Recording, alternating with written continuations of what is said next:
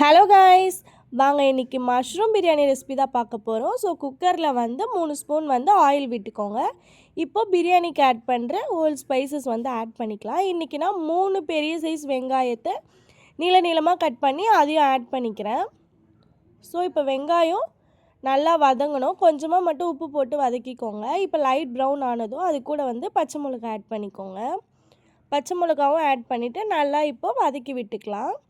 இப்போ இது கூட வந்து 5 பல்லு பூண்டு, கொஞ்சமாக இஞ்சி, ஒரு பச்சை மிளகா, கொஞ்சம் புதினா, கொஞ்சமாக கொத்தமல்லி, இதை வந்து நான் பேஸ்ட்டாக அரைச்சி எடுத்துக்கினேன். ஸோ அதே மாதிரி அரைச்சி எடுத்து அது சேர்த்துக்கலாம். இப்போது அது நல்லா வதங்கினதும் அது கூட வந்து 2 தக்காளியை கட் பண்ணி ஆட் பண்ணியிருக்கேன். ஸோ தக்காளி போட்டு நல்லா வதக்கி விடுங்க. இப்போ இது கூட வந்து கொஞ்சமாக வந்து புதினா கொத்தமல்லி இலையை வந்து ஆட் பண்ணிக்கலாம். அது வதங்கினதும் இப்போ கொஞ்சமாக மஞ்சத்தூள், கொஞ்சமாக வந்து கரம் மசாலா தூள், கொஞ்சமாக பிரியாணி மசாலா, அதுக்கப்புறம் வந்து ரெட் சில்லி பவுடர் ஆட் பண்ணிக்கோங்க. இப்போ இது கூட கொஞ்சமாக தயிர் ஆட் பண்ணிவிட்டு மஷ்ரூம் ஆட் பண்ணிக்கலாம்.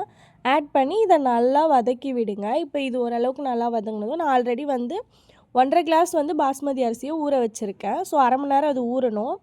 1.5 கிளாஸ் அரிசிக்கு வந்து 2.5 கிளாஸ் வந்து தண்ணி ஆட் பண்ணியிருக்கோம். ஸோ இப்போ தண்ணி போட்டு நல்லா கொதித்ததும் அது கூட வந்து பாஸ்மதி அரிசியை ஆட் பண்ணிக்கலாம். இப்போ ஆட் பண்ணிவிட்டு இதை வந்து மூடி போட்டு 2 விசில் வச்சு எடுத்துக்கோங்க. அவ்வளோதான் கைஸ், சூப்பராக மஷ்ரூம் பிரியாணி ரெடி ஆகிடுச்சு, நல்லா உதிரியாக. ஸோ மறக்காமல் ட்ரை பண்ணுங்கள். பிடிச்சிருந்தா லைக் பண்ணுங்கள், மறக்காமல் சப்ஸ்கிரைப் பண்ணிக்கோங்க. தேங்க்யூ.